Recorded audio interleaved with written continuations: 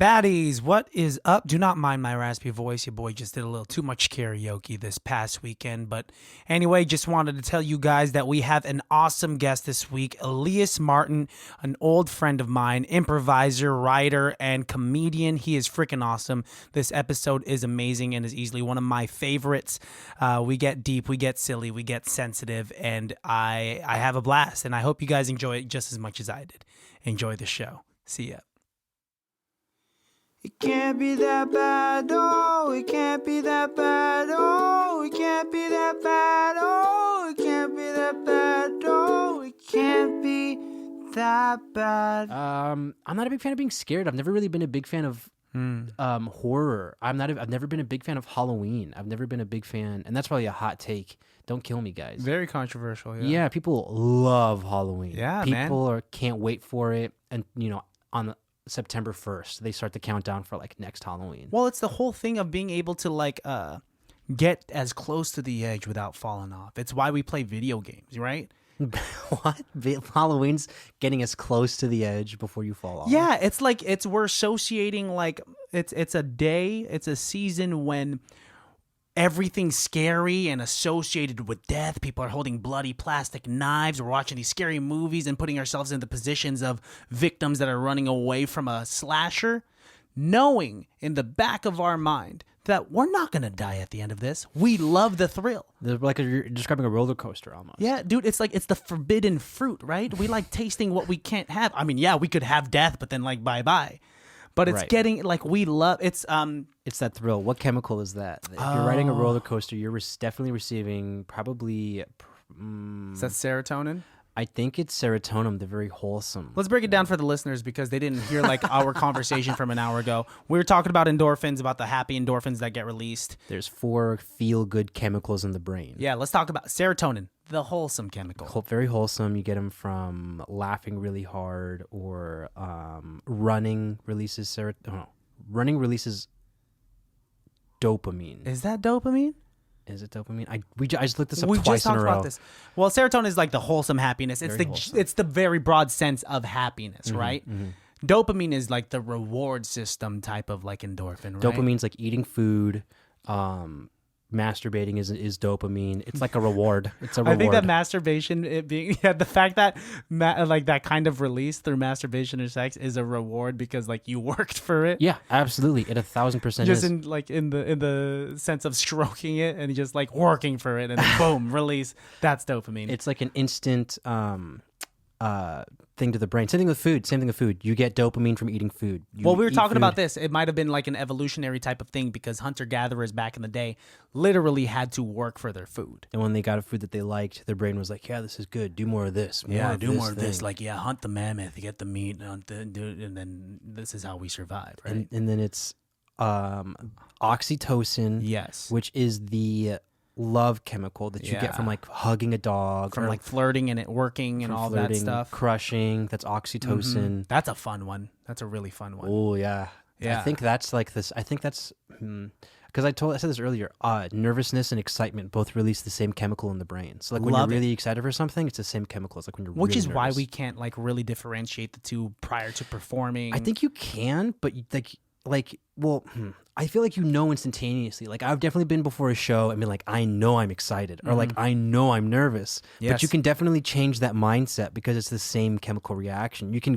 I try to, when I am nervous, realize that I am just excited. And nervous is it's me being afraid of what's going to happen rather than loving what I'm doing, right? Yes. The fear and love contrast. Regardless, I love both of the feelings. I've said this plenty of times, and Tony Bennett has said this plenty of times. And he's a world-renowned performer, and he says that he still gets nervous before every single performance. And the reason as to why he gets nervous is because he cares. When you stop being nervous, then you've stopped caring. You have to be able to perform knowing that there are stakes. It's that edge, no? It's living on the edge, man, and that's all we really want to do, right? And then the last one is endorphins. And endorphins are the ones that you get from running, from exercising. Runner's high. Runner's high is the best way I could put for endorphins. Endorphins, is that the broad sense? Are these all endorphins being released, or is endorphins its own thing? Those are chemicals. Oxytocin, dopamine, and serotonin are all chemicals produced in the brain. Endorphins are, I think, hormones. That you get from like working out, running. There was another like example, but that's the best way I could put it. Is like the runner's high. Well, that makes sense, and it's I'm glad that this interaction, we've been hanging out for about an hour and a half now, and like I just saw you yesterday, we caught up at Pizza Pirate for another hour and a half, and I have to say that every single interaction and conversation I have with you is very productive. We like skip the small talk. I told you immediately when I saw you, I was like, you just got back from Chicago. You've caught up with a lot of people. What can we talk about? What can I ask you for it to be not the scripted, like, catching up dialogue, right? Even in like life, it's not like, I mean, we always have like that scripted dialogue in the back of our head, right? I mean, when you're talking about like exactly what I was saying earlier, like about off being authentic. Like if I'm not authentic, then I'm reading off of a script, right? My authentic self can like talk to you about like how I'm feeling, like in the moment, and can like check in and say things that are true and honest. But when I'm not being my authentic self, then I'm reading off of a script and saying what I think it is that I'm supposed to say. Yeah. Right. Like I'm reading the room and being like, what are the appropriate responses that I can say right now to just move things along? Yeah, to a certain extent, it is all scripted because we know that these sayings are general, broad enough, not offensive at all, for it to be, it's tried and true. And it's kind of like people saying like, how are you? I'm doing well. How's your day? It's going, or some shit like that, right? I think, yeah, no, you're right. I think there's two sides to that. One, it's a terrible question, and that's just like part of our vernacular. It's part of the lexicon of like the world, like the country that we live in. The question is, how are you? How are you doing today? And we have those immediate responses to just like get over the question and like not really acknowledge it, because honestly that question could be a lot at times, we've all been there. But I think it's like, I mean, changing that a little bit to like like what's going on today, or even like assuming something, being like, has your day been pretty decent? And they can be like, that allows it's like a different like train of thought. Just how you pose the words and whatnot. When I was working at this bakery, and I was like getting that question all the time. People were asking me that, and I don't know. I got that question like before I started working at this bakery, but when I started working there, and I started asking people that same question, like, "How are you today?" When I started to be the first person in the morning, and then other people were coming in, and I had to be the one to like check in with them on how they're doing and how I'm going to judge like the pace that we're going to like work that day and how I'm going to like push the team or whatever. It definitely changed to like not how are you doing, which is such a broad sense, and it could mean you can pull anything from like your life to answer that question. So it kind of is daunting to be like, what do I show? What part of myself do I show to answer this question? And for the most part, we take it safe when we say like, fine, good, da da da da da. Unless you have an established relationship with this person. I want to know your thoughts on this, and I've gotten flack from Alejandro from like trying to be honest with this very small talk question that is, how are you?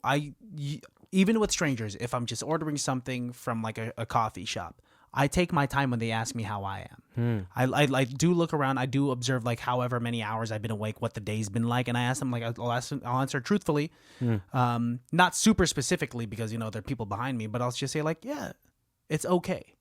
Right? Or it's like, it's a good day. And it's not me just trying to get the conversation going along because that is etiquette. It's me telling my most broad truth.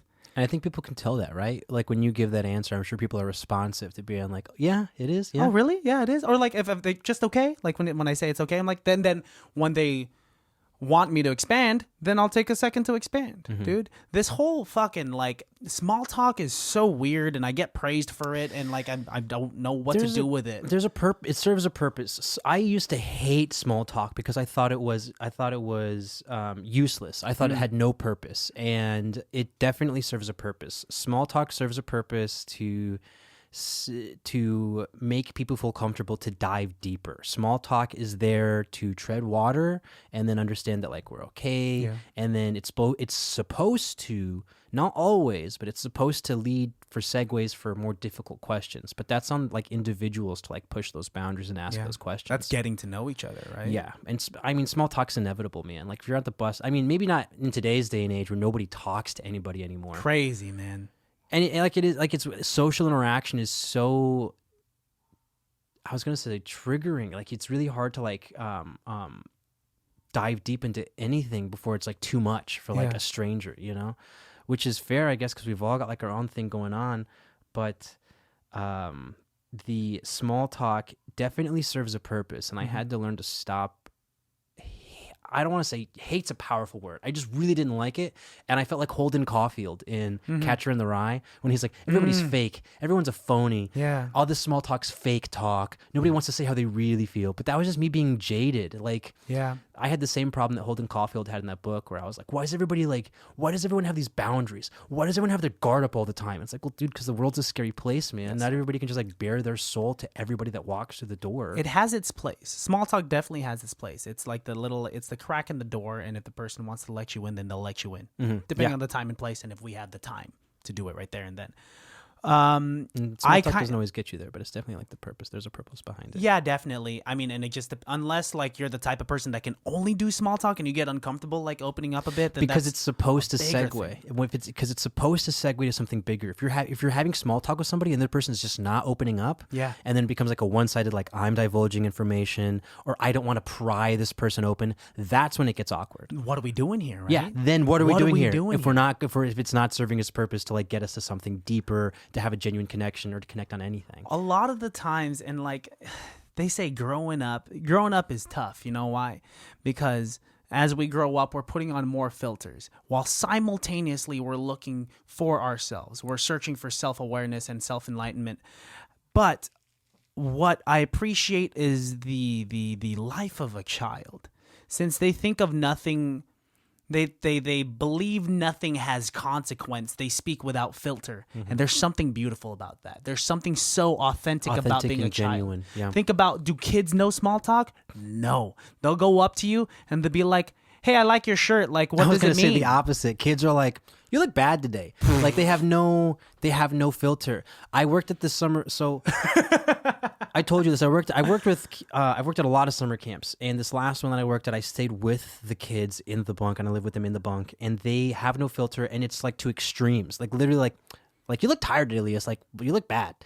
But then there's the other side where like they just like hype you up. Like I remember this one time, I got dressed to like go out. Like to to a bar or whatever, and I was wearing like street clothes, and then the boys were like, "Wow, okay," you know, like they were like, "We see you, Elias, we see you." These 13-year-old boys like hyping me up, and it made me feel so good, so good. It was a reward. I definitely got the dopamine from that. Yeah. Oh no, it was probably serotonin because it was wholesome. It was very wholesome happiness. Okay, I guess so. It was probably serotonin. We're gonna be confused this entire episode if we're gonna be referencing like dopamine and serotonin the entire time. Sure. I made me feel good. Period. It made me feel good. But it's like they weren't filtering themselves and saying it because they felt like a compliment needed to go here. Yes. They said it because that's how they felt in the moment. Yeah.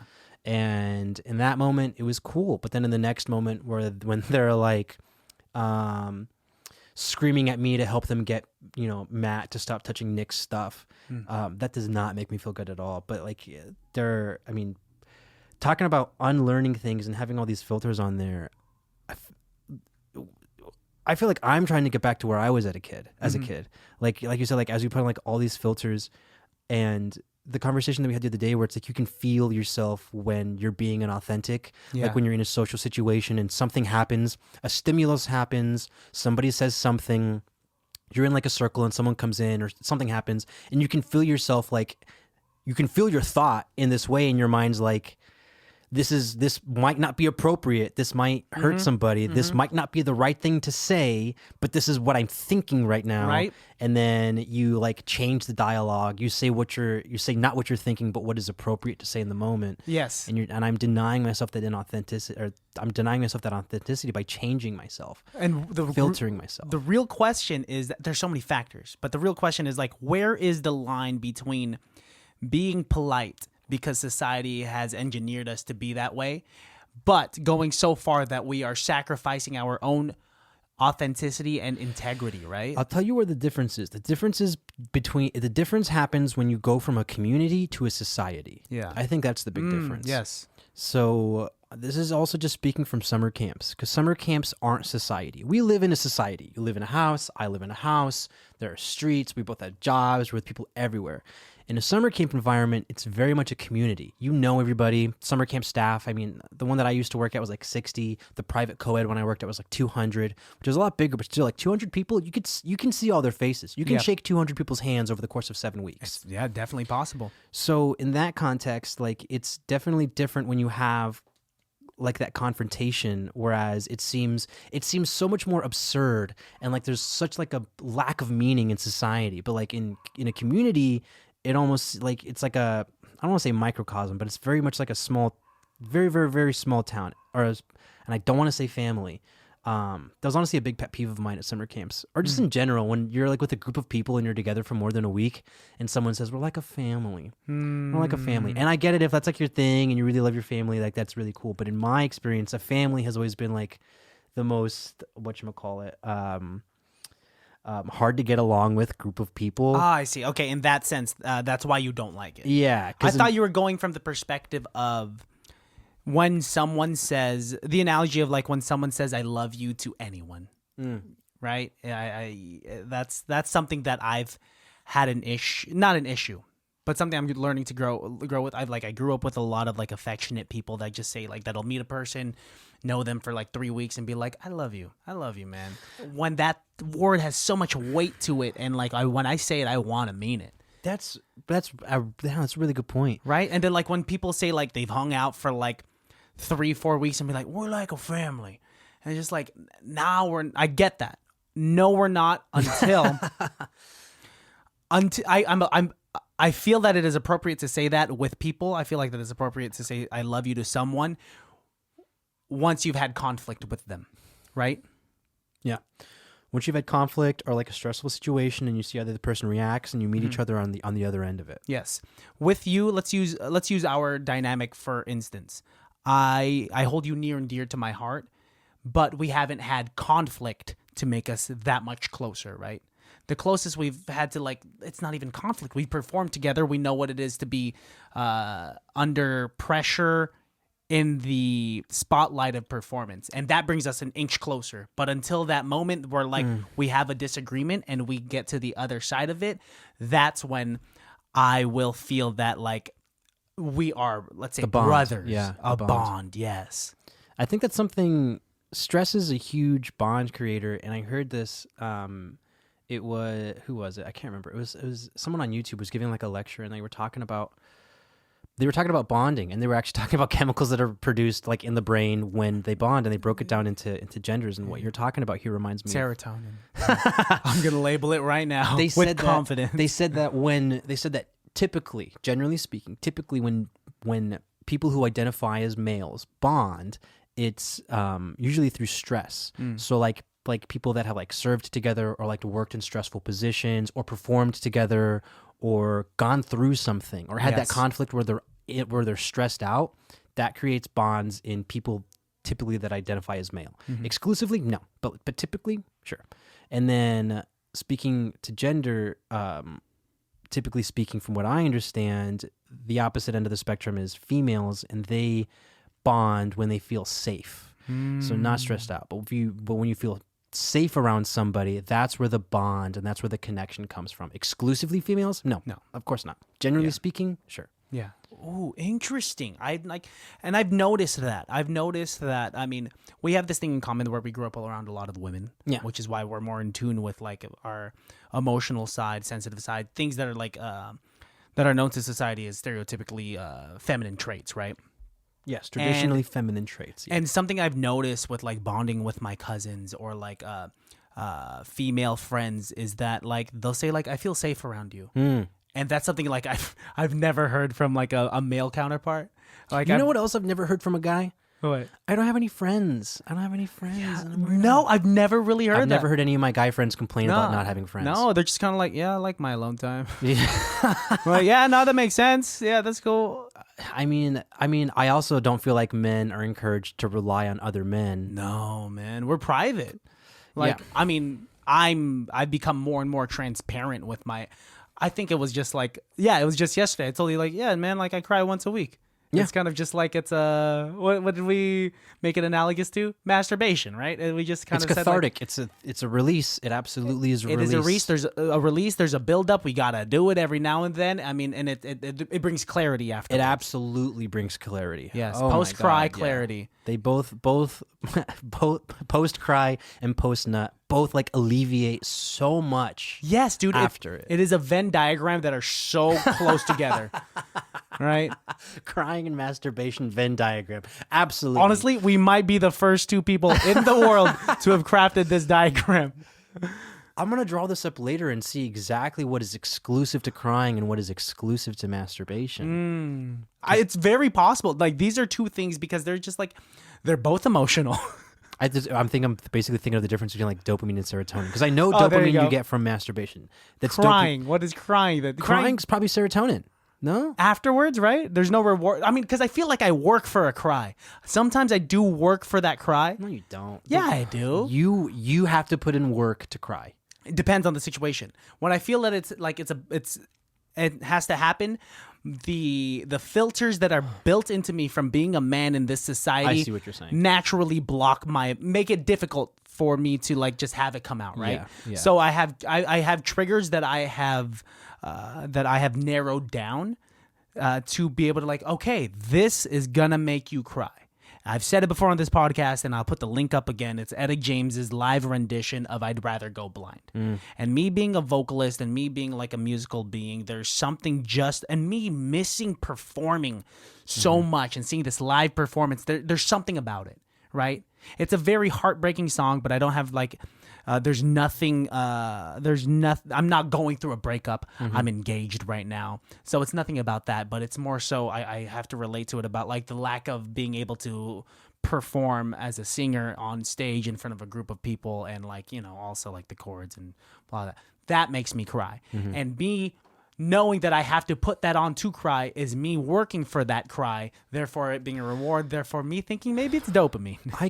I see what you're saying. I see what you're saying, and I can empathize with that. I've definitely had moments where I can feel it welling up, and I try to like allow myself to like emote like what it is that I'm feeling, but then there's just like some part of me that's like, no, don't acknowledge it. No. Like specifically, I remember being at that summer camp and like not feeling very good about my time there.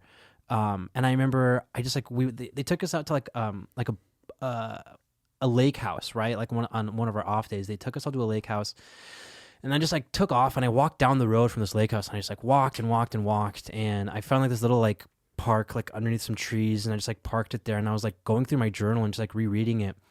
And I remember like while I was walking, like I had all these feelings and I could like feel some tears coming, but like I wasn't feeling all of it, like some things were like leaking out.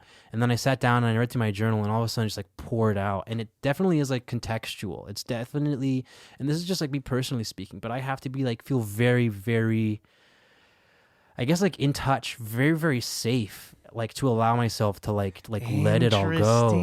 Because otherwise, like I'm just not. Otherwise I feel, maybe not stressed out, but like I don't, man, I've told you this. I'm not totally comfortable, and I'm probably not alone with this, with letting everybody know everything about myself. Of course. I definitely consider myself an open book, and I'm not afraid to like answer questions, but I'm definitely not eager to lay it all on the table. Yeah.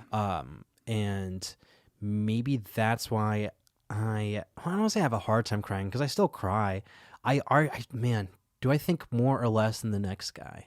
I would say more than the next guy, tell you the truth. I feel like men don't. I feel like don't, straight dude. up They don't. hold it back. I think that's an easy question to answer if you already have to ponder upon it. I think the average man has to say that, like, I don't remember the last time I cried. Yeah. And the last time that it probably was something like either completely inconsequential that things like welled up and they couldn't contain it anymore, or was something like incredibly consequential, like a huge traumatic life experience that like changed them forever. Yeah. Other than that, like nobody's crying over like groceries. I feel like a lot of the time the narrative is for men to just deal with it. No. Yeah, they just deal with it. They let it build up, and it usually does not come out as sadness. It comes out as anger, which is where that common trope of like the upset, man, like the or isolation, aggression, yes, or stuff like that. Just let me deal with it. Just give me my time. Just let me deal with it. Which is crazy. Which is why, I'm upset with like what movies and like old school media have portrayed, or like old school families, traditional families, let's say, saying like, "You're a boy, don't cry, suck it up, man." Right? As opposed to a daughter, it's like, okay if they cry, but like, nah, dude, we're all just human at the end of the day, dealing with emotions. Let me cry. I was labeled as a crybaby when I was younger, and that makes so much sense because growing up, cried over things, and Christian's a crybaby. He's gonna cry again. He's gonna cry again. Boom. Okay, come like the 5th grade, I'm like, toughen up, Christian. Toughen up, Christian. You're not gonna cry. And so since I held that back, now my sensitive side has come back, and now I'm just like, it's cool to cry. It's being sensitive. It took me a long time to like really confidently say being sensitive is a strength. For a long time, I also think it's a very guy mentality to be like, I don't care. To be like, oh, yeah, no big deal. To just like brush it off. And I realize not caring isn't a strength. Not caring is coping. Yes. Is them being like, oh, it's no big deal. But they're not really dealing with things. They're just like trying to like minimize other problems. Yeah, even if they're like even if it is like a really big issue. No, it's not a big deal. It's escaping. Whatever. And Absolutely. If we're gonna be like judgmental about like our emotional reactions, escaping the reaction by saying it's no big deal is more cowardice than just like crying right there on the spot, man. But because emotions are considered so feminine, yeah, definitely like cowardice. Like if I were to do this, that's not who I am because I'm a man. Yeah, and it's difficult for, I think, men specifically to break the cycle if there's no like role models out there, like that is true. Yeah, I think I'm able to do it because, like we said, I've been surrounded by women, so I've seen people do it. Not specifically women. Women are people, right? So I've seen people do it, and that enabled me to be like, oh, this is how you do it. You just like talk about it, you confront it. It's uncomfortable, and you be honest. But thinking about it now, no, like I can think of one time I saw my uncle cry. I'm thinking of my stepdad, my uncle, and my biological father. Never seen my real dad cry. I've only seen my stepdad like tear up, I think. I'm not even convinced. He might have been allergies or something. I swear to God. And then my uncle, I only remember him crying one time, and it was like super briefly over a story that was kind of weird. It was, I'll tell it to you because it's a weird story, man. It was weird for him to cry over it. So, context. My uncle is my scoutmaster. This is when we were at Boy Scout camp. My uncle, who's my scoutmaster, was also a gang member in the 90s and early 2000s. He served time in county jail, and he also served time at San Quentin maximum security prison, which is the only maximum security prison in California. And he spent time there. He has street cred. That is like street cred. That was a rap song put into like 10 this seconds. Is a little tangent, but I told you he recently went back because he called the police for domestic abuse on his wife, and they arrested him because he has a record. Dude. So when they brought him to the county jail, he has a bunch of tattoos, right? Like gang tattoos. And so he shows up, and all the guys are working out in the yard, right? So he takes off his shirt, he starts working out, and everybody like started giving him respect. He was telling it to me, and it was weird because it seemed like he really liked it. It seemed like he really liked being inside of prison. Everyone's like, oh, hey, OG, hey, use my bench. Oh, OG, you need anything? Like, he has cred. Well, of course, because that's like, dude, at the end of the day, like, we're all trying to survive in the animal kingdom, and we're going to try to find ways to validate ourselves, even if it's within prison, right? His survival looked a lot different than what I had to do to survive, but it may be, I don't know, he has his own thing. So anyway, that's like who he is. He was telling me this story about how, this is a very adult story. I was, I don't know, 15, 16 at Boy Scout camp, and he's telling this to the troop. We're like around a campfire, and he's talking about like a really pretty girl he met who was like going to school, and he was like talking to her, and he almost had sex with her. And he said he was about to have sex with her. They were like in the room. He could tell it was going to happen, but then he was like, no, I can't do it because it's going to mess up this girl's life, because he saw that his life was going down this direction. And he was like, I can't involve her in that because she's just like too good. She has to live her own life. That's so interesting. And he was like sniffling, and he was like, and like I could have done it, but it was wouldn't have been good for her. And like you could tell, like he really had. I mean, what was the emotions behind it? It was probably like him realizing just like the consequences of the decisions of his life at that time. And he went on to make many more decisions with many more consequences, like even to this day. But that was the only time I've seen him cry, was when he was talking about not having sex with somebody because it would have ruined their life. Wow, that's like I get that. I mean, like I don't have any similarities with the guy. It's not like it was just like, if I have sex with this girl, I'm gonna ruin her life. I'm going to drag her down. I'm so hardened. I think it's a good thing that he realized it, because tell you the truth, I think a lot of guys. I mean, this is something I know about myself. A lot of guys will just like have sex with somebody to see if they can, like not even because they like the person. No, exactly. That's what I wanted to applaud him for. I mean, like, it's a beautiful thing that makes him so emotional, because he understands like the very far off consequence, right? That's not the immediate consequence, but it is a hypothetical consequence down the line for him to have like sexual relations, because feelings get attached. They have a romantic chemistry. They pursue a relationship, and he gets into some shit, and now she's dragged into it, right? Yeah. That's a beautiful thing, because like innately as a man, we just want to spread our seed. We don't think about the consequence. We want to put our penis into anything, and then once the post nut clarity is the part where it's revealed to us, like, oh, I shouldn't have done that, right? Even then, most guys are just like, I shouldn't have done that, but damn, right? Because we're dumb boys at the end of the fucking day, dude. I hear someone say men are dogs. Men are dogs, and I agree. Yes. Men are super loyal, but they'll hump a pillow if it's like bent over in the right way. And Yes. they're not thinking about it. If it looks at you the right way. No, they just want to like spread their seed. They're just like happy and excited to like be with you, so they're gonna like hump your leg until completion. They have no idea that it's like causing problems. They don't understand, the wide scoped consequences of what they're doing. I mean, even though, like, go ahead, hump the pillow. It's not going to change anyone's day. Mm-hmm. But in the analogy of, like, it's going to make the room awkward. But it will make that. Mm-hmm. But we connect with dogs, sadly, because it's in our biology to want to hump everything. Right?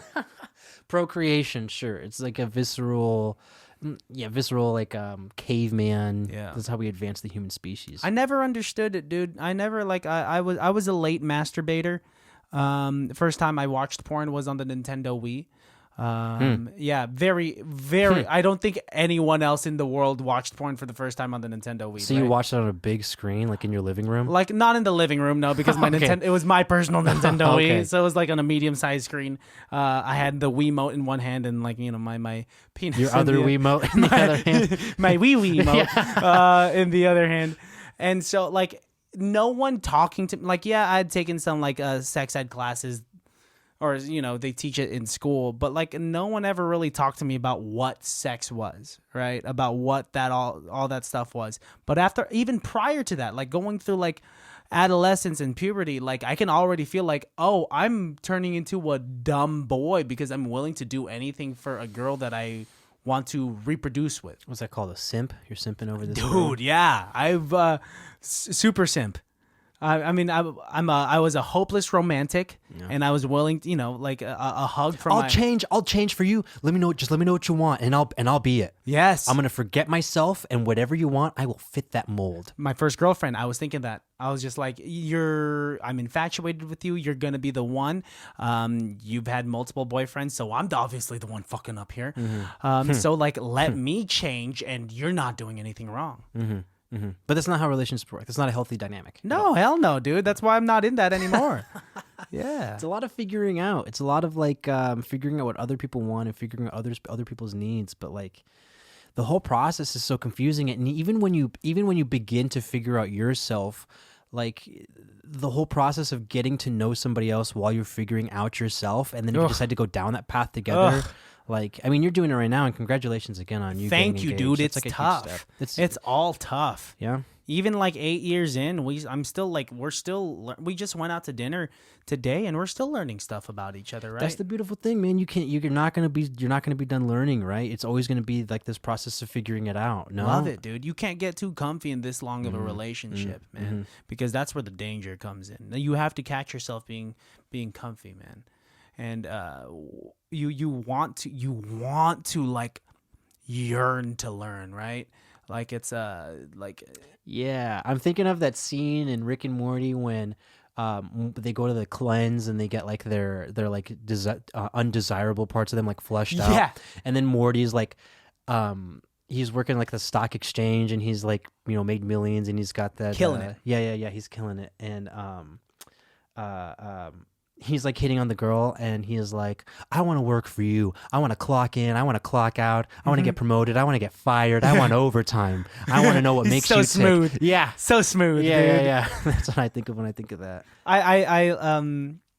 Well, are you a smooth talker? I mean, you seem like an individual. Like it's obvious that 45 minutes into this podcast that you got a good mouthpiece on you, and this is just like casual platonic conversation. Again, I think it's contextual. I think we talked about this a little bit yesterday when we were catching up, but I think just personally, like on my life's journey, I feel more comfortable being confident, and that's basically it, right? Like saying how you feel and realizing that the fear of suffering is not as bad as the suffering itself. So like when you're Yes, dude. It's the anticipation to run into conflict and to it's anticipating the consequences of like conflict, dude.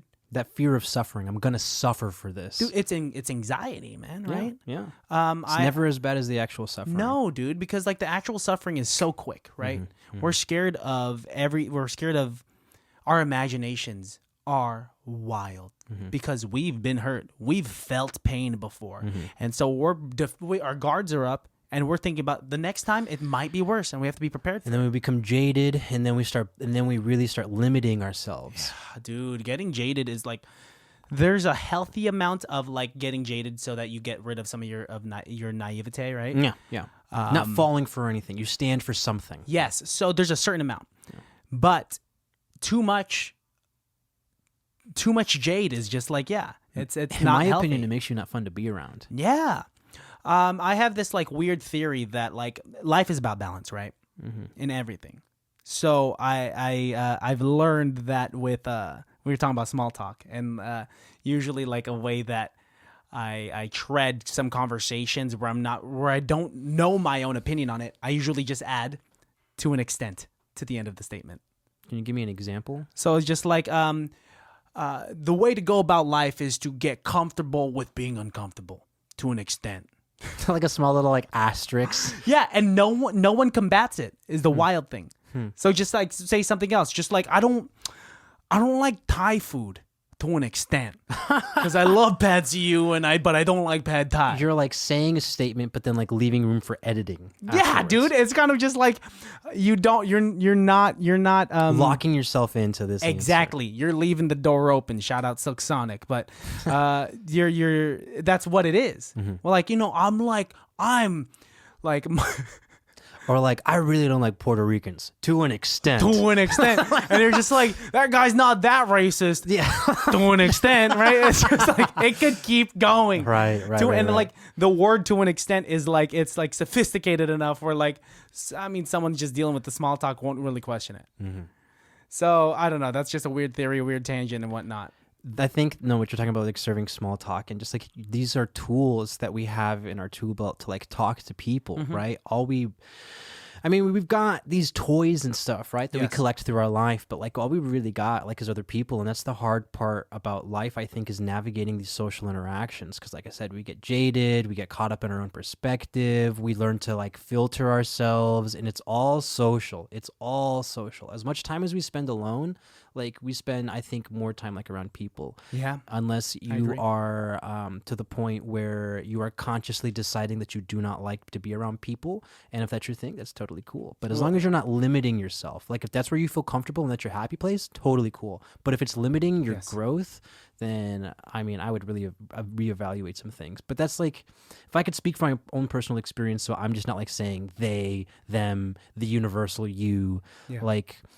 I think through my life, like when I was younger, I think I was very, very extroverted. And I feel like as we go through life, we change that extroversion to introversion. We figure out like what we want and how we interact with people. Like I was really easy to make friends with everybody. I was so very gregarious and friendly growing up. And then I learned to like filter myself. I learned that I make mistakes in social situations. So I had to limit how many chances I take so I don't risk those mistakes. And then unlearning that, because those social mistakes when I was younger, it probably had nothing to do with me, but more or less the context. And it was really just, learning about like how to interact, how to human appropriately, how to just like be a person and to like not act normal, but to like act like myself, to like act like a person would act. I totally lost my train of thought about where I was going with this. No, I mean, I think where you're going was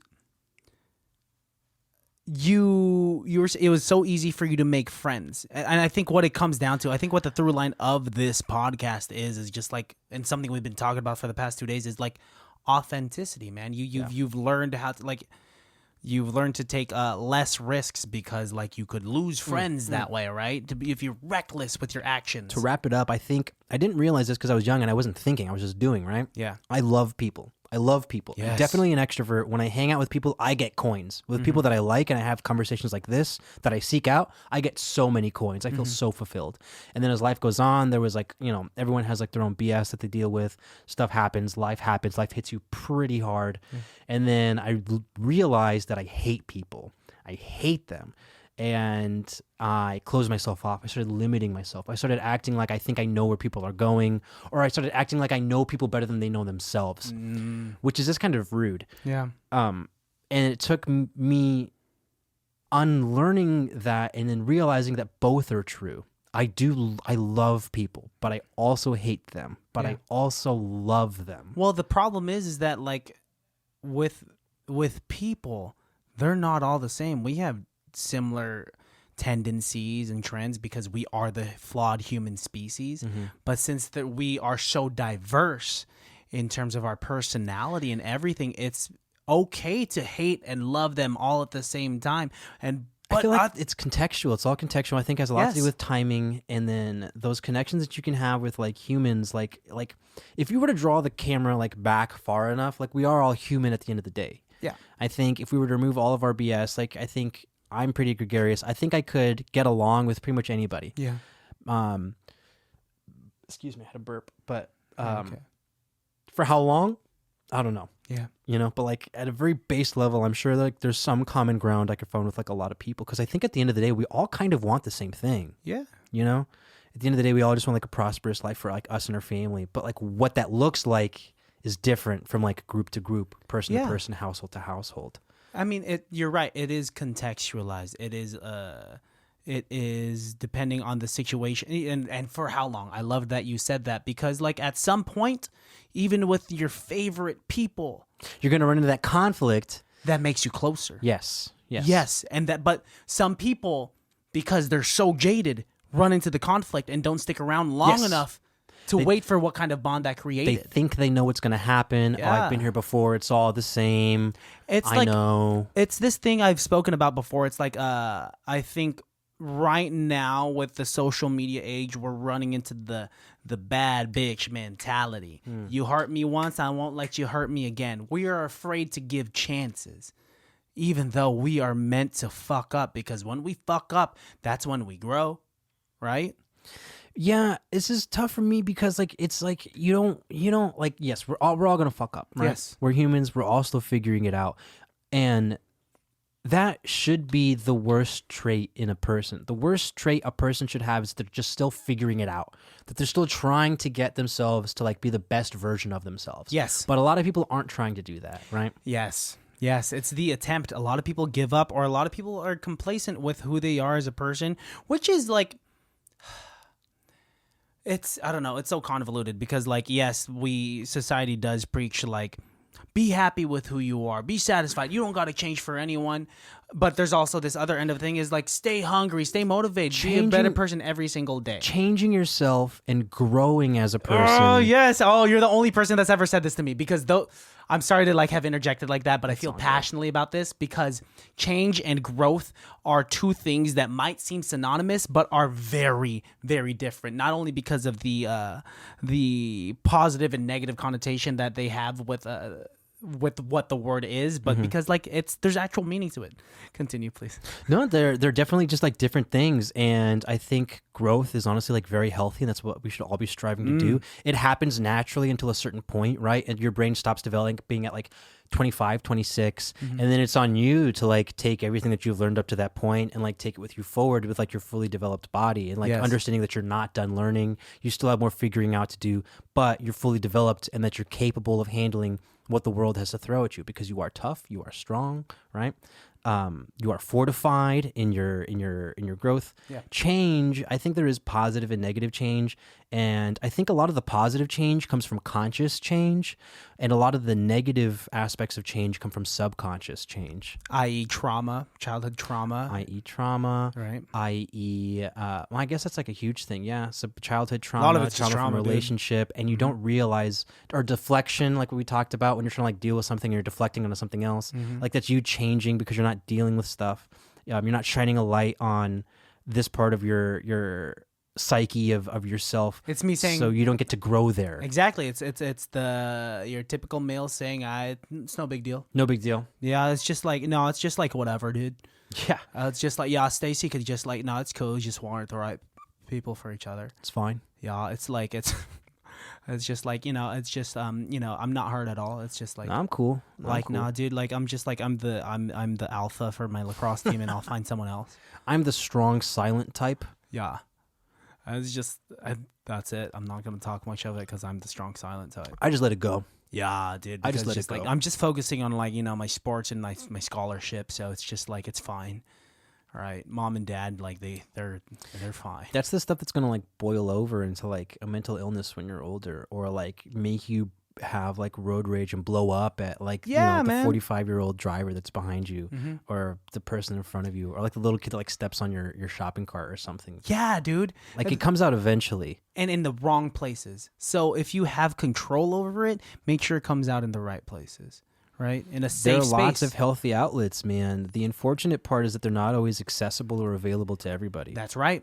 Fucking therapy is so expensive to those that seek it but can't get it, right? Shit like that. I just moved back from Chicago, and I started doing therapy in Chicago, and I was talking to my roommate about this, and she told me, because my roommate is super smart. She's really freaking cool. She is she was a producer for WBEZ. She recently transitioned to like a new, to the education department at WBEZ Chicago.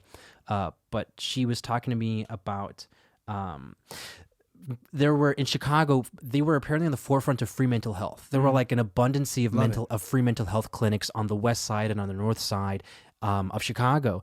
And then as time went on, governors, mayors are like, why are we spending so much government funding on this mental health stuff? Like, what purpose is this serving? And you'll never guess like what happens when they close down the free mental health facilities, right? Like crime goes up, of course. Like domestic abuse goes up, all that stuff. So, I mean, this is like a huge topic that we could spend a whole nother hour talking about, like mental health in our country, but like it's not accessible, it's not available, but it's necessary. Yeah. And there are so many more healthy coping mechanisms that are available, but it's about the individual to like try them out and see what works and what doesn't work. Like if you're waking up every day in a bad mood, then like it's on you to try painting. It's on you to go for a walk. It's on you to start a martial art, or literally anything to like try and have some healthy habits that are going to take you out of that mindset. To try and grow and not get so like stuck and jaded and like, I know myself, I know how the world works, I already know what's gonna happen, I know people, because like we don't really know. Like we know a thing or two.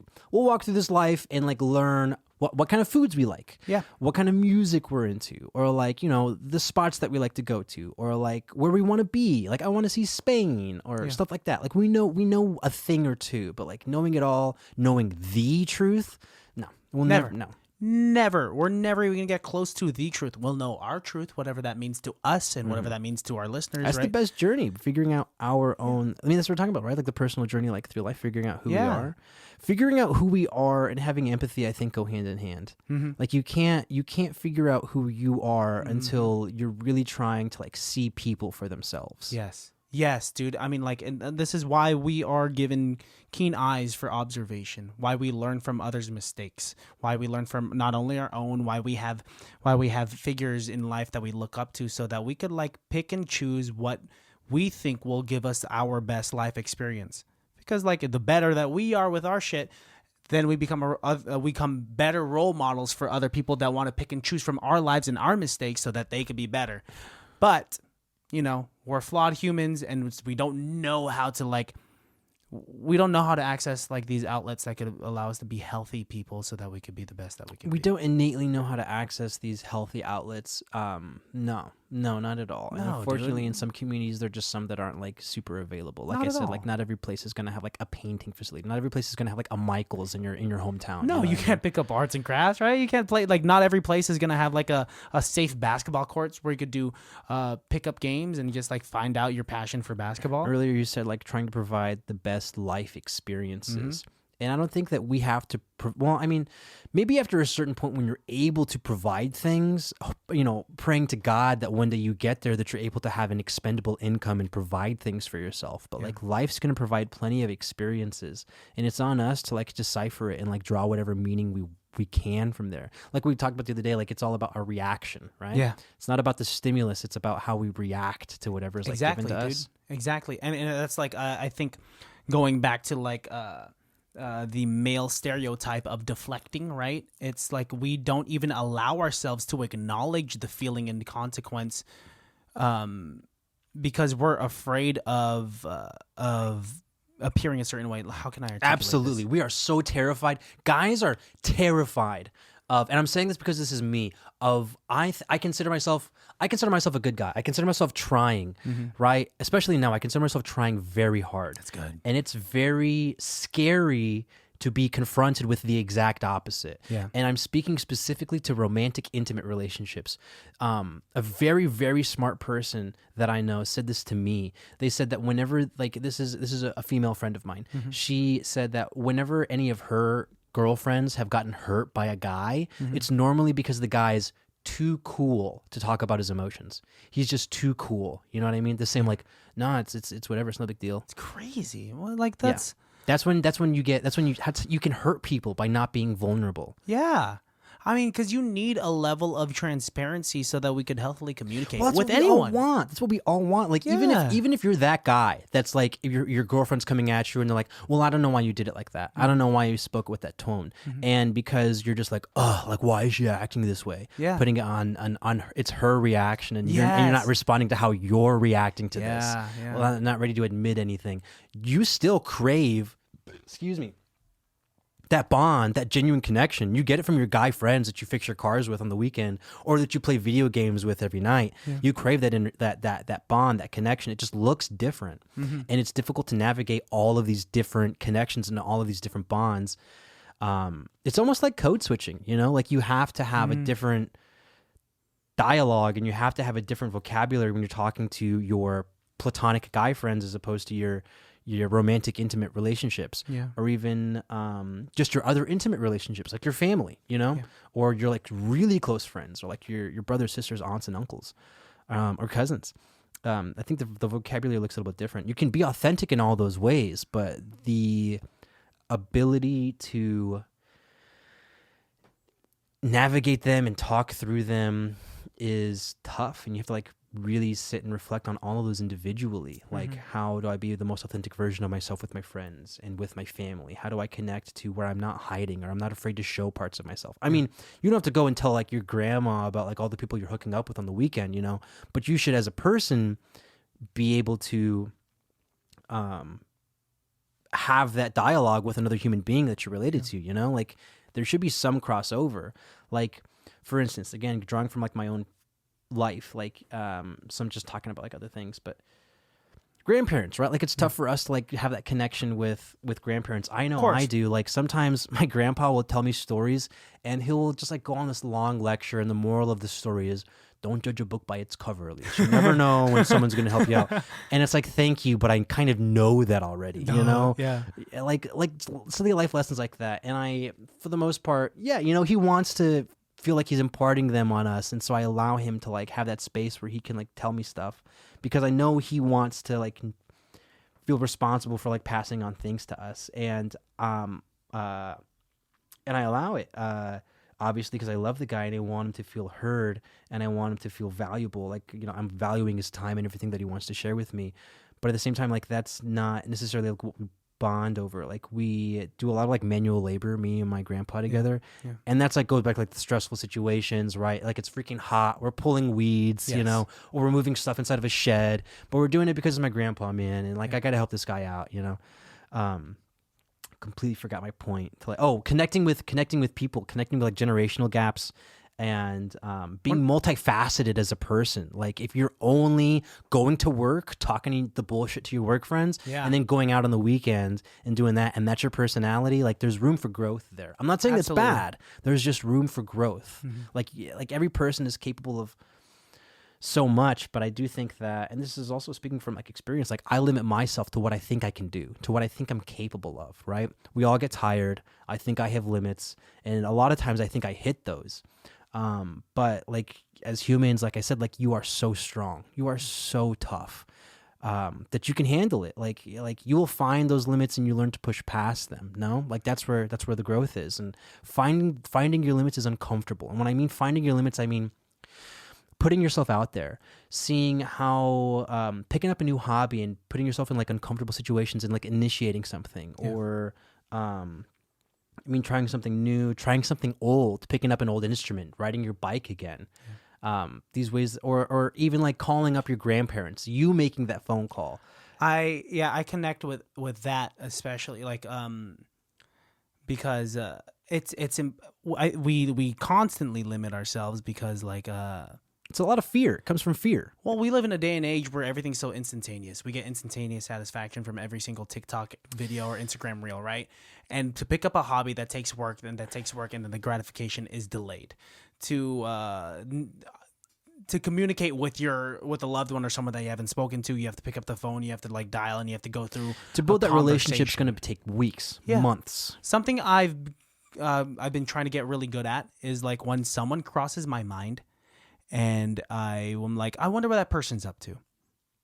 And usually people have that kind of thought. And they're just like, I hope they're good. And then they just go about their fucking day. Yeah. What I've been trying to get good at is like, oh, I have their phone number. I could text this individual. So like with you specifically, if we're going to use us as an example, I had a friend, because for some context, listeners, Elias is an improviser, an impeccable improviser, one of my favorites that I've had the honor of improvising with in the past. I've known you for about over a decade now. On a last minute call, I had to host and MC an a cappella event at UC Davis, the college that I went to, and I couldn't do it by myself. I had a co-host. I dropped last minute, and so I had to get someone. You accepted the offer a day or two prior. Yeah. You came to Davis 2 hours prior to the event. We made some improvised set list. We sat down at a Panera Bread literally hours before the event. We're just like, okay, before we announce this group, we're going to have this kind of skit. We're going to do this, and like, you know, we're going to announce them this way. Impeccable job, impeccable performance. We made memories. Prior to that, we had been on like 2 improv teams before, and we had exchanged we'd exchanged memories that way. But that was like a true bonding moment, because that was the pressure of just you and me, last minute, performing in front of a bunch of college students that are strangers essentially. Because of that, like, we've created some memories. I had someone a few months ago send me a Snapchat memory from 2017 saying, yo, look at you and Elias doing. It was like this whole thing. If I still have it, I'll put it up.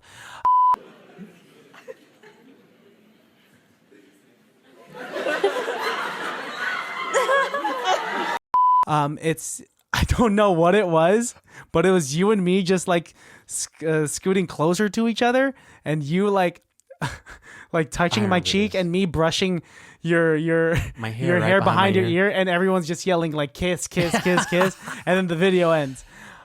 Beautiful comedic chemistry that we had for not being as close as we really were, right? bits, because I wouldn't classify as like close individuals. We had exchanges, we'd performed with each other, but we never acquaintances. Yes, right. With that being said, after my friend had sent me that video, I had immediately thought, what a good time. I wonder what he's up to. And easily, like anyone else in the world, I could have put my phone back in my pocket and gone about my day. I was just like, dude, I have Elias's number, sent the video to you, asked you what you were doing. You said you were moving back to the Bay Area in May. That's right. Boom, That's right. It's June. We're recording a podcast. We caught up properly at a Pizza Pirate yesterday. We're doing the damn thing, and we're checking in on each other, and we're catching up. Yeah, I remember that. I remember you sending me that, and I remember completely forgetting about that because like it was such a fast, like it was very immediate. Like Forgetting about the us hosting that event. I remember we did it. I don't remember a lot of specifics. I remember the Bart joke that we did, and like we were we were pantomiming. We were pantomiming us being on Bart. Basically a silent scene, yeah. And then I just remember like liking that bit for some reason. And then I remember the alumni singing "Killing Me Softly" at the end. That was just like a really cool, fun moment. And then and then I also remember, now that I'm thinking about it, being in like next to the stairs, like in the green room, the backstage. Yeah. And then just being like, okay, what the hell are we doing? What the hell is this one again? Yeah, going back, that is so empowering. Like leaving the stage after the crowd is applauding and like laughing. We did that. We created positivity in this room full of like 100 college students. Yeah. Go back into the green room, immediately smiles into like looking at the set list. All right, what are we doing next? Okay, we have about laser focus. They have like a 9-minute set. We have 9 minutes to kind of like think about what we're gonna say. We only talked about this once. We're gonna figure it out. It's really mostly bullet points. It was really mostly like boom, boom, boom, out. And boom, that's boom, the boom, power out. of improv. If anything, we were given more tools than improvisers are usually given. Bullet points. Yeah, actually. Yeah. We were given a skeleton of... Well, because we were hosting, it wasn't specifically improv. Like we had that in our tool belt. So if we needed that to move the event along as hosts or MCs of the show, like we pulled it out. And I'm very sure like we did at some points, like only have like 1 or 2 bullet points or just like an out and then just like went with whatever was like at the top of our heads. But there were a lot of moments where just like we didn't anticipate this at all. I remember that I didn't anticipate anything going that well. I did not anticipate the crowd being so receptive to whatever it is we were doing. Dude. We had some real brown boy energy that day, for real. Very brown boy. And UC Davis, that's the kind of energy they want, dude. There was a specific bit that you'd come up with, and it was crazy how much we were able to stretch it out. But you said, hey, let's just go out there. Ask the audience, like just pick on an audience member, like, okay. Elias and we had just really recently brushed up on a bunch of like historical texts, so we know how every single invention in the world was made. So raise your hand, tell us about, like, give us an object and we'll tell you like about that. And then you were impeccable. You provided this template for me to kind of play the game with, quote unquote, and like piggyback on, because like you were like, okay, all right, you in the front, and they're just like, I don't know what they said, ladle, and you were just like, oh well, the ladle. Right, the history of the ladle. Back in 1670, there was a French entrepreneur known as like Jean-Jacques Francois Jacques Jean. Yeah. Yes. And then he had this issue with a regular conventional spoon. Did not pick up the right amount of volume of soup that he had preferred. So on and so forth. Yeah, so on and so forth up into like the invention of the ladle. That honestly, oh man, I forgot about that. Dude, impeccable. And like it's just like, that's just a lot of fun, dude. That's so improv's fun. So much fun. So much fun. It's so much fun to be like on the edge like that, man. To be like to just pull it out of your ass. It's so much fun that, and I didn't realize this until I moved to Chicago. I was talking to somebody. When I was in Chicago, I saw a lot of improv. Chicago's like almost the mecca of improv. I would consider it there. That's where improv was invented. There's like so many theaters out there. You did Second City, man, and that is like an incredible feat. Thank you. To have performed and to have produced 2 shows in Second City, right? They were in studio theaters, so they technically weren't a Second City production. I feel like I need to legally say that. But they were in Piper's Alley, which is the building, the address that the Second City is in. Nonetheless, man. Thank you. Even with that preface, that is an incredible feat. But I feel like that game was actually just like a game that I learned at Second City, where we just like invent, like you get an object and you just like create the history of it. But this show that we'd hosted was prior to you leaving for Chicago. Then it wouldn't have been. How did I come up with that? No clue, dude. You figured it out. I don't know, something at the Panera Bread that we sat down at, it inspired you to say like, this is what we're gonna do. It's just like, just call for inventions. Well, you said I came up with it behind like backstage, and I was like, let's just do this. I don't know if it was backstage or if it was at the Panera Bread. However, I mean, everything we came up with was within the span of like 2 hours prior to the opening of the show. I like knew what I felt, but I couldn't put any words to it until I went to Chicago, learned a lot about improv, learned a lot about myself and life and all that stuff. But I went to the Second City, went to IO, The Annoyance, there's so many more comedy clubs. There's this one improv club theater on the north side called the Bug House, and if anyone's in Chicago, definitely check out the Bug House. It's a really small, intimate venue, but the quality there is through the roof. You see just like seasoned veterans, people that have been doing it for years, decades, and it's so slow and methodical and what's the word, like good. It's like you're really like watching people discover things in the moment, and they're so calm and collected and playing to the top of their intelligence and all of the vernacular you hear for improv, of good improv. And I was talking to one of the guys there named Pat, who's been doing it for I don't even know, God knows how long.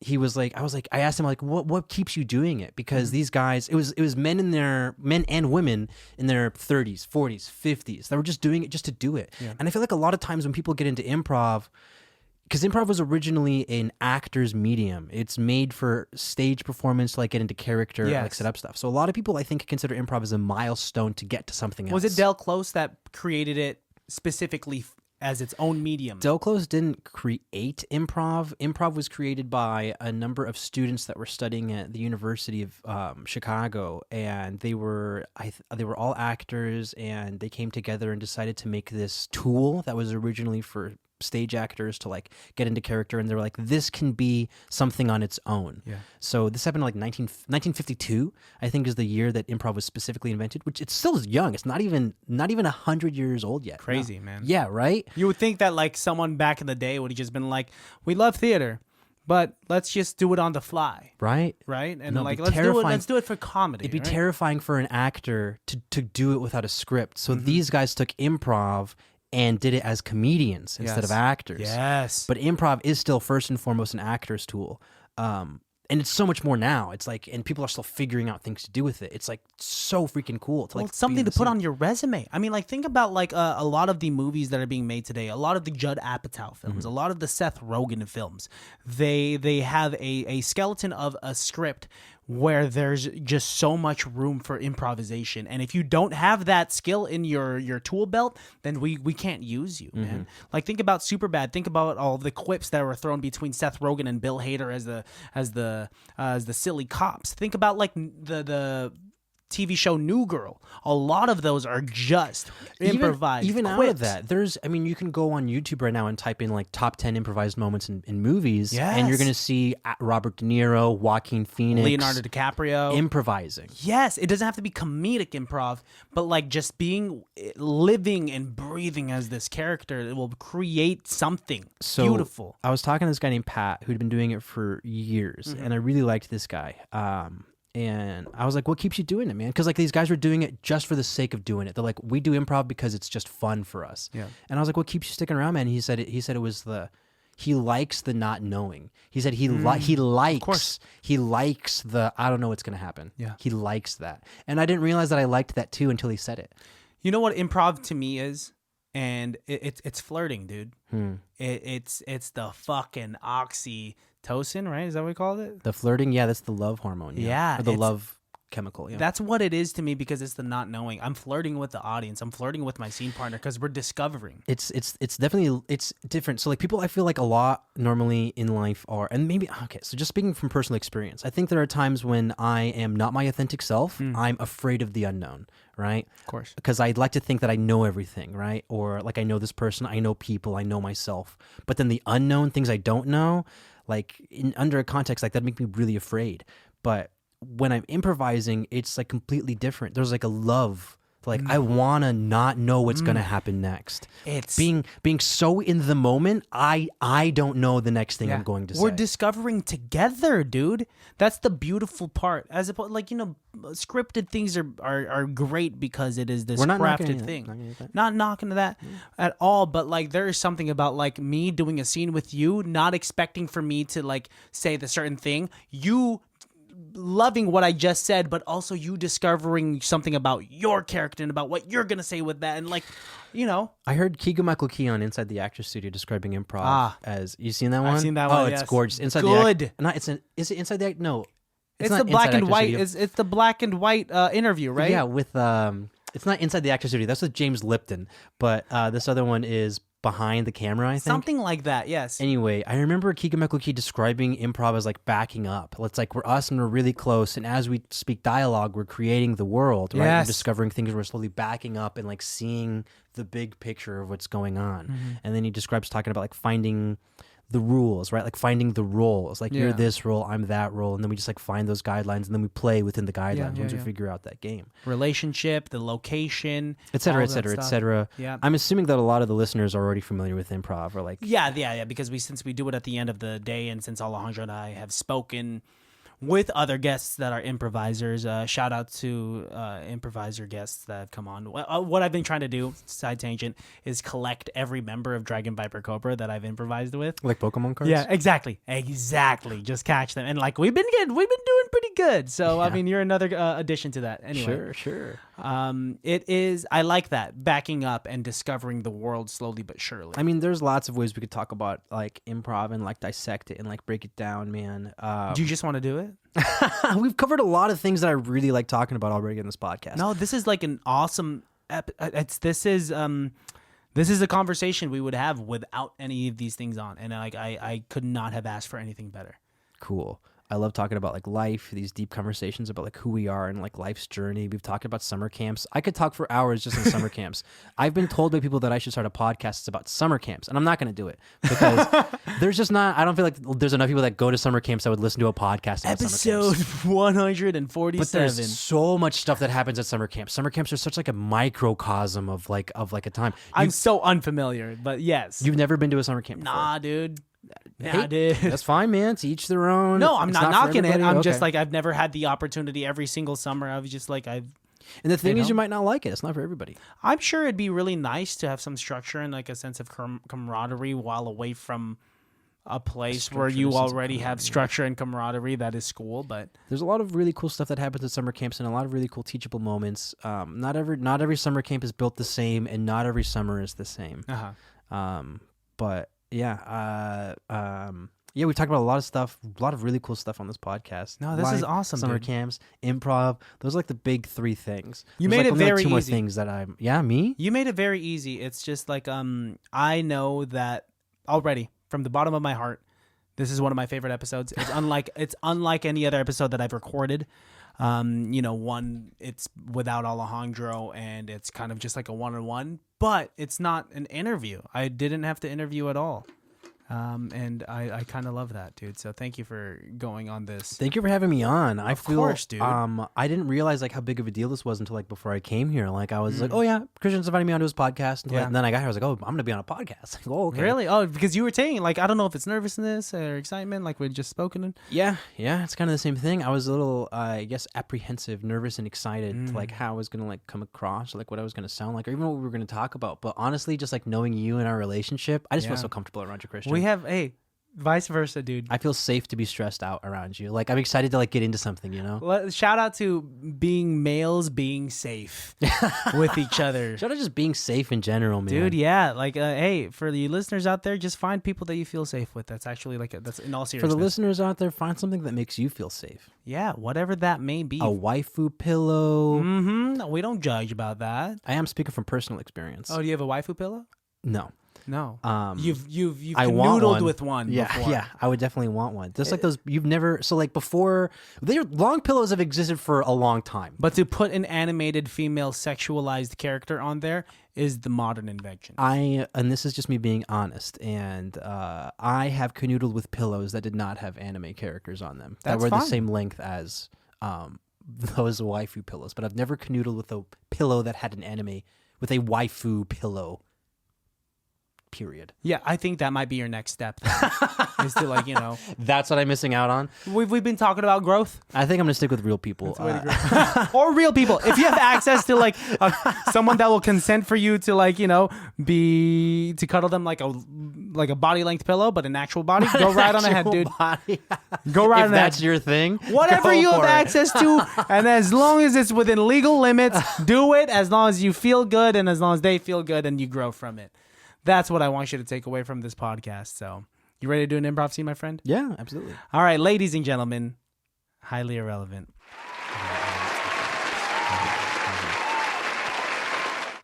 Hey, Todd, Barry got those numbers. Dude, he is pissed off. Did you hear? I heard him screaming from the office. I just didn't know like it'd be that bad. Yeah, it's bad. His wife left him. He's really going through it. So, Because of the numbers, his wife left him? well, that's on top of his wife leaving him. He got the numbers for the business. Now he's got to do the reports, and so we're all going to be in the office with him. Well, he's going to have to give it to our CFO Mark, and he's just gonna he's gonna get yelled at, dude. But dude, I have like other obligations to deal. I mean, it's.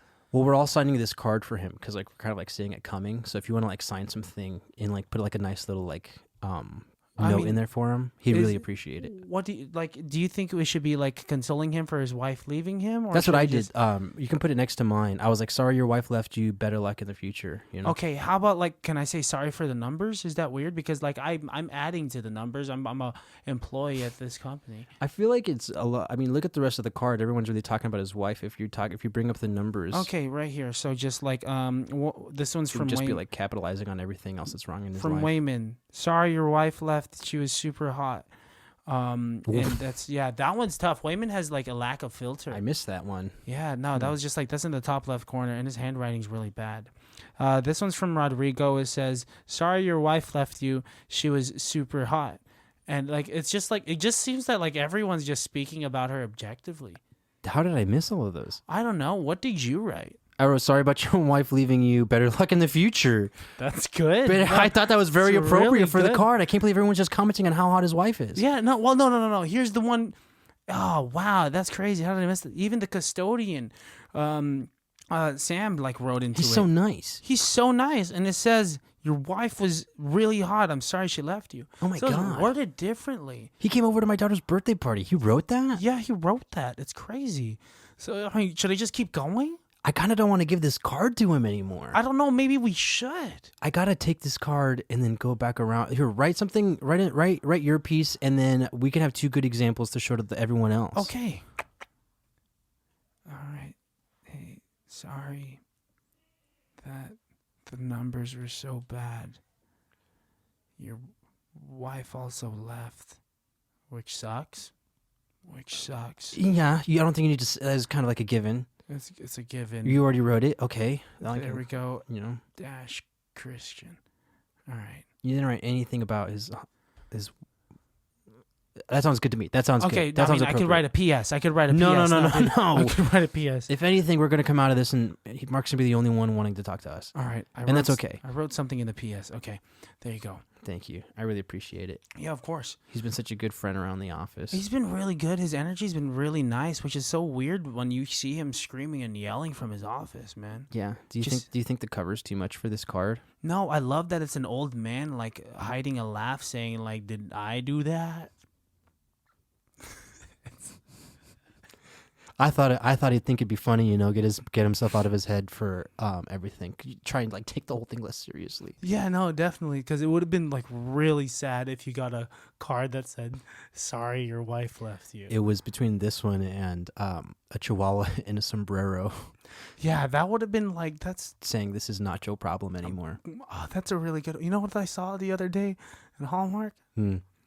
It was coincidentally another chihuahua wearing a sombrero. Those are everywhere. They're everywhere. Everywhere. But it was hilarious card, by the way. That's a hilarious cover. But it was like a bad Latin food pun. Uh. Just like, I don't know what you talk about. And it was like. That was in the what section was that under in Hallmark? Probably near the one that where you Probably got. In the back. I got mine in the feel better section. I mean, mine was probably like, I don't know, comic relief section. Do they have that on What Hallmark? Hallmark are you going to where there's a comic relief The section? one on 7th and Rod. There's a comic relief section in that Hallmark?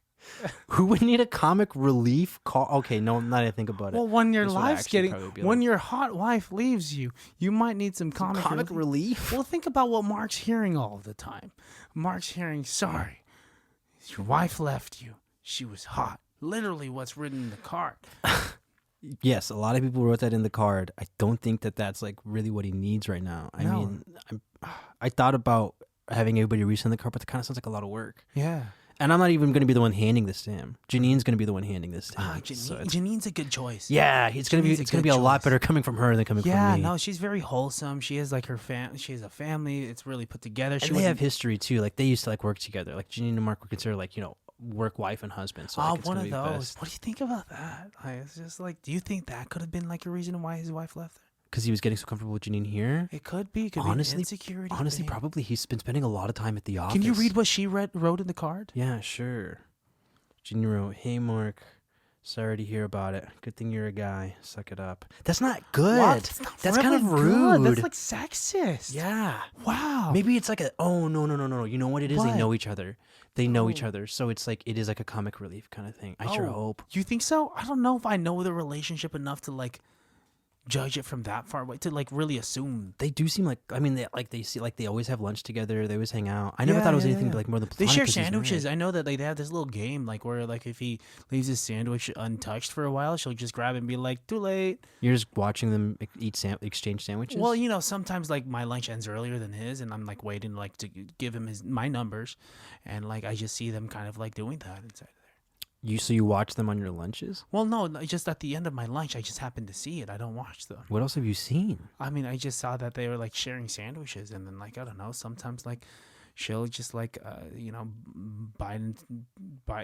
It's every day that she bites into his sandwich. She's biting into his sandwich? biting into his. They're sandwich. fucking. They're You definitely think fucking. they're fucking? They're 1,000% having sex. If They're you're just biting sharing. each I mean, other's just like sandwiches. every single day, she bites into his sandwich. Does it leave each other's hands, or are they feeding each other? Well, no. I mean, like he stays holding on to it because like what I'm thinking is he's trying to hold on to his own sandwich. Who's holding on to his sandwich, or he's holding on to her sandwich? I mean, like sometimes, like when he loses grasp of his own sandwich, then he'll grab her sandwich and start eating it as like a haha, I got I you. am so confused right now. He loses grasp of his heels, dropping his sandwich on the way to his mouth. Yeah, she's a strong. Janine's very strong. I wouldn't like underestimate that finger grip of hers. Yeah, I'm pretty sure she's working to leave and join the IFBP. Yeah, the IFBP is a big deal. A lot of paperwork. and with a International lot- Female Bodybuilder, IFBBP, International Female Bodybuilding. body protection. Bodybuilding. She's gonna be a bodybuilder. Bodybuilding. Yeah. She's She's really strong. strong. She yeah. is really strong. And so like she grabs it away from him, and once he loses grasp of it, he grabs her sandwich, and now they're just eating each other's They're sandwiches. fucking. They're definitely. You fucking, think dude. they're fucking? They are 1,000% having sexual Well, intercourse just with each maybe other. it's possible that like And now that you say that, it totally makes sense now that I think about it. Why? Because they've always had their lunch breaks off together. yeah. And hey, Glenn, Hey, Glenn. how's it going? What a fucking snitch! This guy gossips all the time. Yeah, dude, he's always talking that's about why everybody. You can't tell Loose Glenn lips. anything, dude. Loose lips. Yeah, They're man. definitely fucking. They always have their lunches together. And I swear to God, I've seen, I didn't want to say this at the beginning, but I've seen Mark, what's it called? He's got a little flask in his office. He keeps it in his drawer. Fuck, that's not good. We Yeah, I all swear know to that, God. like you. And the other day, I went through his drawers, and so he's got like two sides. One of Yeah. them has like papers and stuff, and the other one's empty. The other Oh. side of his drawers are just empty. There's nothing in them. That's weird. Yeah, that's You weird. would think of a man of that like power and with his own office. Yeah, I was just like, he just like wasn't in the office that day, and I was like, I just wonder what's in his office. So I just Yeah. was like snooping around and like going Normal. through his stuff, Completely normal. and yeah, it's like weird. It's weird. That's suspicious. Yeah. They might be fucking, dude. Yes, they're 1,000% having sex. What do you know? What I think that is? Oh, why? The empty drawer in his office. Why? That's probably where he keeps his condoms. And since there's no more condoms there, he's been using them. They're fucking, dude. Yeah, they're 1,000% having It sex. has to be the condom drawer. Should we write this in the card? We should have write that. Give me that fucking card, dude. crossing out. You're crossing out everybody else's words in the car. Here, I got a Sharpie. Black it out so I can't see it at all. Yeah, it doesn't even matter what they say anymore. Because guess what? We got to the bottom of it. No. We're going to get promotions. Fuck, dude. We're going to get promotions. If he loses his job, then that job's open. He's got a corner office. Yeah, he's got the corner. And both of us could get that position. That office is big enough for 2 people. Are you sure? Yeah, I think so. I think we could make it work. Yeah, we can make it work. We got those dividers that we could use if we get like tired of each other. Yeah, listen, if we're sharing an office, Yeah. I want you to know there's nothing I would do to like hurt your chances like at this job or in this position. And vice versa, dude. I don't really talk to anyone else but you, man. Yeah, you're like my only friend here. I swear to God. I like trust you, man. Yeah. We have this bond. Yeah, I would never stab you in the back. Yeah, I ever. would never do that, dude. Like, no, but we just have to do this to Mark because that's kind of wrong. Yeah. It's wrong of Janine. And it's wrong too. for like people to not know this stuff. You know, the people Yeah. need to know. We're doing like the public a service here. Yeah, because you know, society today just filters everyone, and we have to be the unfiltered heroes. And here we are, like uncovering the truth. You know? Yeah. And now we've got all this truth that people want to know. Yeah. It's like we're journalists. It's you know? crazy. You know what? It's like we're journalists in the Okay, office. let's write this down right now. Hi, Mark. That's good. That's a good start. That's a good start. No hello from us, because we know exactly what you're Yeah, doing. we know. Yeah, your empty cabinet, we know. Yeah. Janine, we know. Mm-hmm. You guys have been canoodling for the longest time. We've seen the sandwiches, right? What else should I write? Is this like well articulated? We covered the empty dress. We covered the Sandwiches. dresser. We covered the sandwiches. Yeah. And I guess tell him there's nothing you can do about it. And there's nothing you can do about it. We've already reported it to HR. Yeah. And you know, originally That's we good. were sorry about your wife leaving you, but now we understand why your wife left you. I gotta tell you, I feel really good. I feel This like a feels huge good, weight dude. off of my shoulders by writing this we've down. just like, you know, these office type jobs are not that fulfilling, No. but not all heroes wear capes when you are uncovering the truth. God, that's such a beautiful thing. I think we should give this to Mark. Yeah, Janine's gonna give it to Mark. Oh, Janine, even better. Yeah. They can find out together. She's already signed it too, so like Yeah. she's not gonna like read through it again. perfect. Okay, I think it's ready to give Okay. to Janine to give to Mark. Yeah. Scene. Yeah. I didn't want to play Janine and Mark. No. I think we've entered that world. I felt really good about that. That felt good. Yeah. We found game. We found like a little pattern. We're grounded. Mm-hmm. I was a little absurd at first, but it's okay. We had to figure out the world, and I'm sorry. We figured out the world. We figured out the It was a world. colorful world Yes. with characters. We had a relationship.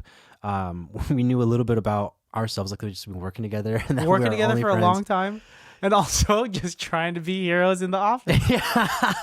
Dude. We're the office gossips who are hell bent on getting forward, like by any means necessary. Yes, it's a good trope.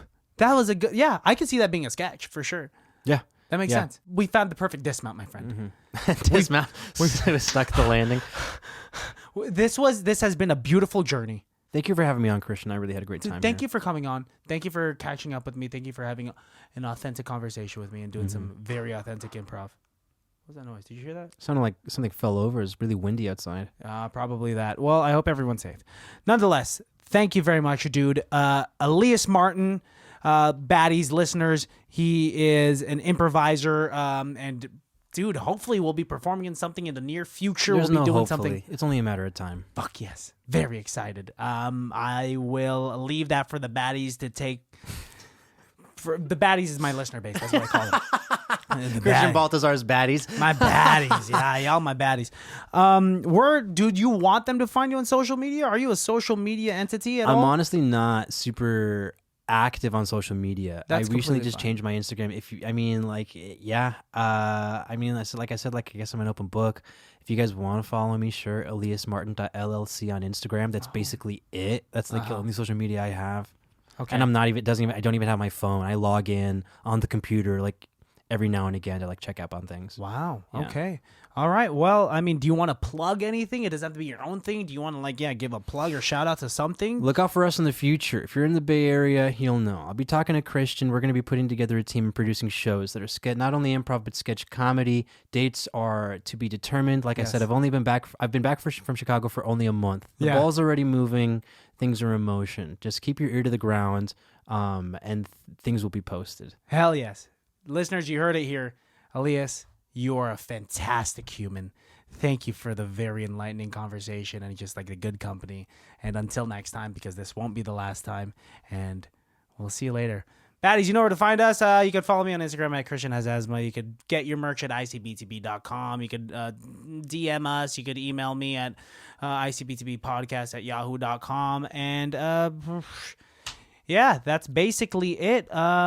Take it easy. Have a wonderful day. Elias, thank you very much. And see you later.